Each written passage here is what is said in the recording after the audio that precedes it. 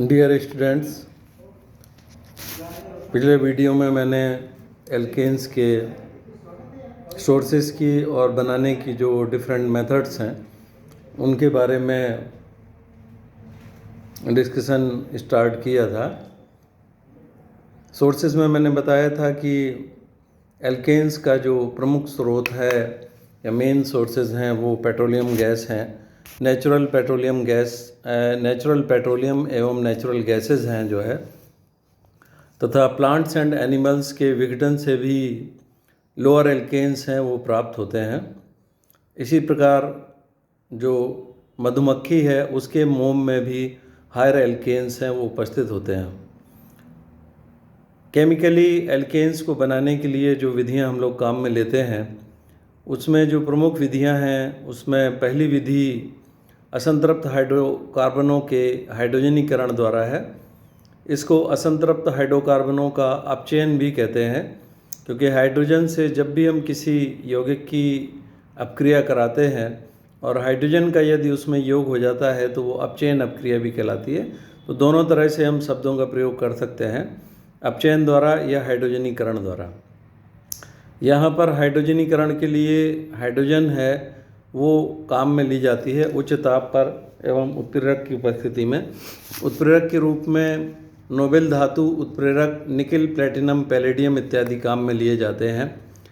इसमें nickel, platinum, palladium की हम रॉड्स ले सकते हैं हाई टेम्परेचर 200 से 300 डिग्री सेंटीग्रेड पर, अथवा रेने निकिल भी काम में ले सकते हैं।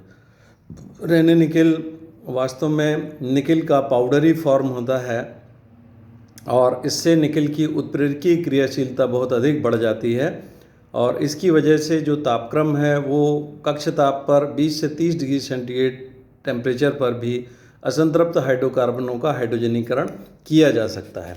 इन रिएक्शंस को हम लोग देख लें। असंतृप्त हाइड्रोकार्बन, जैसा कि तुम लोग जानते हो, एल्कीन एवं एल्काइनों को असंतृप्त हाइड्रोकार्बन कहते हैं। तो एल्कीन एवं एल्काइनों के हाइड्रोजनीकरण के द्वारा है वो हमारे लिए जो एल्केन हैं वो प्राप्त हो जाते हैं। हाइड्रोजनेटिंग एजेंट के रूप में मैंने बताया है कि हाइड्रोजन को हम लोग काम में लेते हैं और उत्प्रेरक के रूप में है निकिल, प्लेटिनम, पैलेडियम इत्यादि धातुएं हैं वो काम में ली जाती हैं। 200 से 300 डिग्री सेंटीग्रेड अगर हम मेटल रॉड्स लेंगे उसके लिए ज़रूरत होगी, और रेने निकिल के लिए 20 से 30 डिग्री सेंटीग्रेड पर ही ये हाइड्रोजनीकरण हो जाएगा। एल्कीन अगर हम लेते हैं तो एल्कीनों के अंदर कम से कम एक द्विबंध होगा और एक द्विबंध के हाइड्रोजनीकरण के लिए एक हाइड्रोजन का अणु काम में आएगा। निकिल की रॉड ली है हमने तो 200 से 300 डिग्री सेंटीग्रेड पर एल्कीन एवं हाइड्रोजन का मिश्रण है वो निकिल की रॉड पर 200 से 300 डिग्री सेंटीग्रेड पर किसी ट्यूब में अगर हम प्रवाहित करेंगे तो ये हाइड्रोजनीकरण या अपचयन द्वारा समान कार्बन वाले एल्केनों में परिवर्तित हो जाती है। ये अपक्रिया समानीकरण की अपक्रिया है। समानीकरण से मतलब है जितने कार्बन हमारे मूल एल्कीन के अंदर हैं उतने ही कार्बन वाला एल्केन प्राप्त होगा। इसी तरह से अगर हम एल्काइन लेते हैं तो ये भी समानीकरण की अपक्रिया है।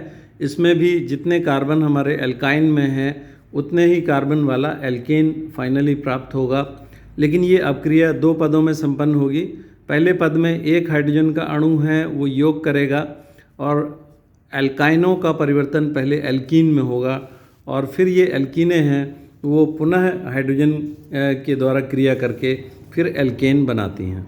तो ये अपक्रिया दो पदों में संपन्न होगी, अर्थात एक एल्काइन के अणु के हाइड्रोजनीकरण के लिए हमें दो हाइड्रोजन के अणु काम में लेने होंगे। इस अपक्रिया का जो कॉमर्शियल यूज़ है, जो इसका जो है व्यापारिक जो उपयोग है इस अपक्रिया का, तो वो वनस्पति तेल से वनस्पति घी बनाने में है वो काम में आता है। वनस्पति तेल जितने भी हैं वो सभी असंतृप्त वसा अम्लों के बने हुए होते हैं और उससे जो है जब हम उसका असंतृप्त जो हाइड्रोकार्बन पार्ट है उसको जब हम संतृप्त हाइड्रोकार्बन पार्ट में कन्वर्ट कर देते हैं तो वो सॉलिडिफाई हो जाता है। वनस्पति तेल जितने भी नेचुरल ऑयल्स हैं, एडिबल ऑयल्स, जैसे सरसों का तेल लें हम या मूंगफली का तेल या तिलों का तेल लें, वो सभी असंतृप्त जो है होते हैं हाइड्रोकार्बन, और इनको जब हम संतृप्त हाइड्रोकार्बन में कन्वर्ट करते हैं अर्थात हाइड्रोजन से इन धातु उत्प्रेरकों की उपस्थिति में इनका अपचयन करते हैं तो ये वनस्पति घी में परिवर्तित हो जाते हैं, जो सॉलिडिफाई हो जाता है या ठोस अवस्था में परिवर्तित हो जाता है। इस प्रकार से ये इस अपक्रिया का कॉमर्शियल यूज़ है। रेने निकल का मैंने बता दिया है कि रेने निकल की उपस्थिति में उत्प्रेरकीय क्रियाशीलता बहुत अधिक हो जाती है, क्योंकि हम जानते हैं कि जो उत्प्रेरण की जो प्रक्रिया है वो सतही अपक्रिया होती है, और जब पाउडरी फॉर्म में निकल आ जाता है तो उसका जो सरफेस एरिया है या सतह का जो क्षेत्रफल है वो बहुत अधिक बढ़ जाता है। इसलिए अपक्रिया है वो कम ताप पर है संपन्न हो जाती है, क्योंकि उत्प्रेरकीय क्रियाशीलता में वृद्धि हो जाती है। नेक्स्ट जो अपक्रिया है जिससे हम एल्केनों को प्राप्त कर सकते हैं वो एल्किल हैलाइडों के अपचयन द्वारा। एल्किल हैलाइडों का भी अपचयन हम कर सकते हैं, और इसके लिए भी हमें जो है हाइड्रोजन है आवश्यक होगी। लेकिन यहाँ पर हम हाइड्रोजन को डायरेक्ट हाइड्रोजन गैस के रूप में प्रयोग में नहीं लेते हैं, बल्कि कोई उपयुक्त अपचायक है वो हमें काम में लेते हैं। और अपचायक के रूप में हम लोग काम में ले सकते हैं जिंक एवं HCl का मिश्रण, जिंक एवं NaOH का मिश्रण, HI जो हाइड्रोआयोडिक अम्ल है ये भी एक अपचायक के रूप में काम में आता है, जिंक कॉपर युग्म अथवा लिथियम प्लस एल्कोहल अथवा लिथियम एल्युमिनियम हाइड्राइड इत्यादि है, ये उत्प्रेरक ये अपचायक के रूप में काम। ये सभी जितने भी एजेंट आपको बताए गए हैं ये सभी नवजात हाइड्रोजन देते हैं। जैसे जिंक प्लस HCl ये नवजात हाइड्रोजन हमें प्राप्त होगी, जिसको मैंने यहाँ कोष्ठक में प्रदर्शित किया। नवजात हाइड्रोजन को परमाणुई हाइड्रोजन भी कहते हैं। तो इस परमाणुई हाइड्रोजन द्वारा एल्किल हैलाइडों का अपचयन होकर समान कार्बन वाले एल्केन प्राप्त होते हैं। तो ये अपक्रिया भी श्रेणी समानीकरण की अपक्रिया है। श्रेणी समानीकरण की अपक्रिया जैसे मैंने ऊपर भी बताया था रिएक्शन में कि अगर हमारे अभिकारक एवं उत्पाद में कार्बन परमाणुओं की संख्या समान होती है तो उसे हम श्रेणी समानीकरण अपक्रिया कहते हैं। तो ये अपक्रियाएं श्रेणी समानीकरण की अपक्रिया हैं, क्योंकि इनमें अभिकारक एवं उत्पाद में समान संख्या में कार्बन परमाणु उपस्थित हैं। इसी प्रकार से एल्किल हैलाइडों का लिथियम एल्युमिनियम हाइड्राइड द्वारा अपचयन कराने पर भी एल्केन है वो हमें प्राप्त हो जाते हैं। इस प्रकार से हम लिथियम एल्युमिनियम हाइड्राइड भी नवजात हाइड्रोजन देता है, और ये इस प्रकार से इसकी अपक्रिया होती है। LiAlH4 हीट किए जाने पर है लिथियम एल्युमिनियम एलॉय बनेगा और 4 नवजात हाइड्रोजन हमें प्राप्त हो जाएंगी। और इसके द्वारा एक साथ एक लिथियम एल्युमिनियम हाइड्राइड के अणु द्वारा 4 एल्किल हैलाइडों का अणु का अपचयन होकर के एल्केन प्राप्त होते हैं। लिथियम एल्युमिनियम हाइड्राइड प्राथमिक एवं सेकेंडरी एल्किल हैलाइडों का बड़ी सुगमता से अपचयन कर देते हैं, जबकि सोडियम बोरोहाइड्राइड इसी प्रकार का एक और अपचायक है। प्रबल अपचायक में सोडियम बोरोहाइड्राइड भी है। तो सोडियम बोरोहाइड्राइड द्वितीयक एवं तृतीयक एल्किल हैलाइडों का अपचयन करते हैं। तो ये जो है लिथियम एल्युमिनियम हाइड्राइड प्राइमरी का बहुत अधिक सुगमतापूर्वक तथा सेकेंडरी एल्किल हैलाइडों का अपचयन करते हैं, जबकि सोडियम बोरोहाइड्राइड द्वितीयक एवं तृतीयक एल्किल हैलाइडों का अपचयन में प्रयोग किए जाते हैं। तो इस प्रकार से हम सिलेक्टिवली लिथियम एल्युमिनियम हाइड्राइड या सोडियम बोरोहाइड्राइड में से जो काम में लेना है वो हम प्रयोग कर लेते हैं। एल्किल आयोडाइड HI द्वारा 150 डिग्री सेंटीग्रेड पर लाल फास्फोरस की उपस्थिति, जैसे मैंने बताया था कि हाइड्रोआयोडिक अम्ल या HI भी एक प्रबल अपचायक है, और ये रेड फास्फोरस की उपस्थिति में 150 डिग्री सेंटीग्रेड पर एल्किल आयोडाइड हैं उनका अपचयन करने के लिए एक विशिष्ट जो है अपचायक के रूप में यहाँ पर हम काम में ले सकते हैं इसको, और इसके द्वारा है वो एल्केन प्राप्त होता है और आयोडीन है वो निष्कासित हो जाती है। तो यहाँ पर ये अपक्रिया है एल्किल आयोडाइडों का HI द्वारा रेड फास्फोरस की उपस्थिति में 150 डिग्री सेंटीग्रेड पर अपचयन होकर के संगत एल्केन, समानीकरण की अपक्रियाएं हैं, सभी समान कार्बन वाले एल्केन हमें प्राप्त होते हैं।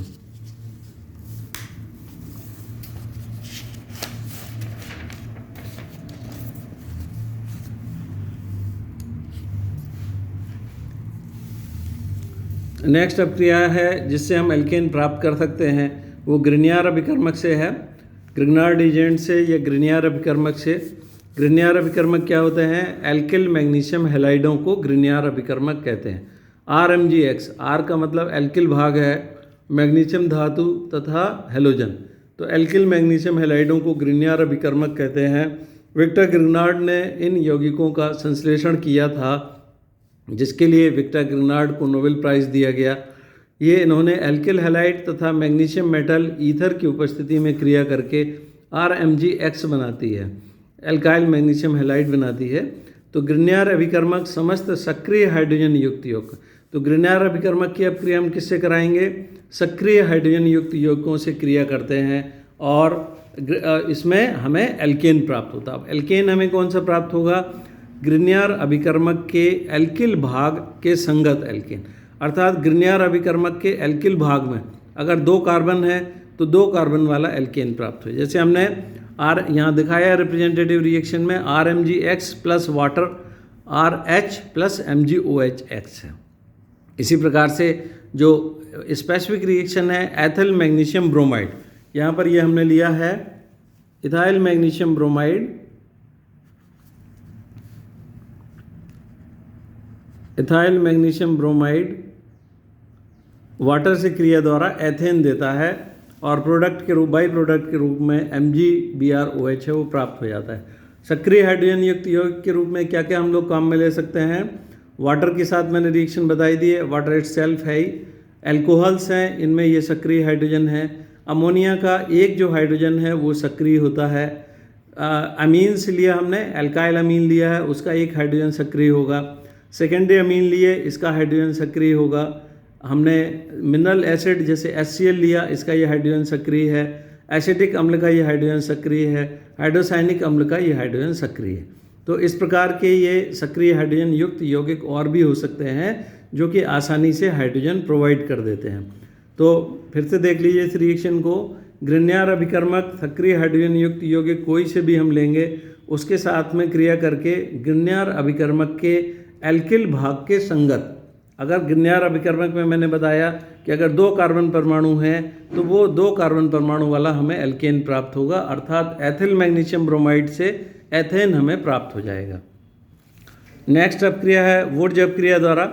तो एल्काइल फ्लोराइड के अतिरिक्त, ये भी नेम रिएक्शन में बहुत इंपॉर्टेंट रिएक्शन है, इसकी मैकेनिज़्म भी बहुत ज़्यादा इंपॉर्टेंट होती है और जनरली है वो पूछी जाती है। तो वुड्ज अपक्रिया है एल्किल फ्लोराइड के अतिरिक्त अन्य सभी एल्किल हैलाइड सोडियम धातु से क्रिया द्वारा, ईथर के विलयन में सोडियम धातु से क्रिया द्वारा जो है एल्किल हैलाइड के एल्किल भाग से दुगने कार्बन परमाणु वाला एल्केन देते हैं। यहाँ पर देखिए बात देने की है ध्यान कि एल्किल फ्लोराइड के अतिरिक्त कोई भी हम एल्किल हैलाइड काम में ले सकते हैं। और क्रियाकारी अभिकर्मक क्या है? सोडियम धातु ईथर के विलयन में है। और जो एल्केन हमें प्राप्त होगा, अब ये समानीकरण अपक्रिया नहीं होगी बल्कि ये स्टेप अप रिएक्शन कहलाती है, जिसको हम श्रेणी आरोहण अपक्रियाएं कहते हैं। श्रेणी आरोहण अपक्रियाएं कौन सी हैं?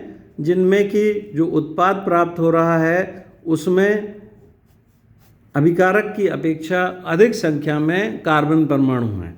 तो अब यहाँ पर देखिए हमने एल्किल हैलाइड लिया, RX है, सोडियम के साथ में 2 एल्किल हैलाइडों के अणु ईथर की उपस्थिति में क्रिया करके RR बनाएंगे। तो जो RR एल्केन प्राप्त हो रहा है उसमें एल्किल हैलाइड से दुगने कार्बन जो है के एल्किल भाग से दुगने कार्बन परमाणु। जैसे मान लीजिए हमने मैथिल ब्रोमाइड लिया है, तो मैथिल ब्रोमाइड से ये रिएक्शन नीचे दिखाया गया है। मैथिल ब्रोमाइड 2 सोडियम के परमाणु क्रिया करेंगे और 2 मैथिल ब्रोमाइड के अणु ईथर की उपस्थिति में काम में आएंगे और दोनों एल्किल भाग, एक मैथिल भाग इसका और एक मैथिल भाग इसका, तो एथेन हमें प्राप्त हो जाएगा प्रोडक्ट में। हम देख सकते हैं कि एथेन में जो कार्बन परमाणुओं की संख्या है वो मैथिल ब्रोमाइड के एल्किल भाग से दुगनी है। तो ये अपक्रियाएं क्या हैं? श्रेणी आरोहण की अपक्रियाएं कहलाती हैं। श्रेणी आरोहण की अपक्रियाएं कौन सी हैं? जिनमें कि जो हमारा अभिकारक है उससे अधिक कार्बन वाले प्रोडक्ट हमारे लिए प्राप्त हो रहे हैं। तो इसमें हमारे जो अभिकारक है उसमें मैथिल ब्रोमाइड में 1 कार्बन है, तो हमें 2 कार्बन वाला एल्केन प्राप्त हो रहा है। अब जो वुड्ज रिएक्शन है इसके भी 2 प्रकार हैं। साधारण वुड्ज अपक्रिया, सिंपल वुड्ज अपक्रिया किसे कहते हैं? जबकि एल्किल हैलाइड के अणु हैं वो समान प्रकार, जैसे 2 मैथिल ब्रोमाइड है अर्थात केवल हमने अभिकारक के रूप में एक ही प्रकार का एल्किल हैलाइड लिया है, मैथिल ब्रोमाइड या मैथिल आयोडाइड जो भी हम हैं ले सकते हैं।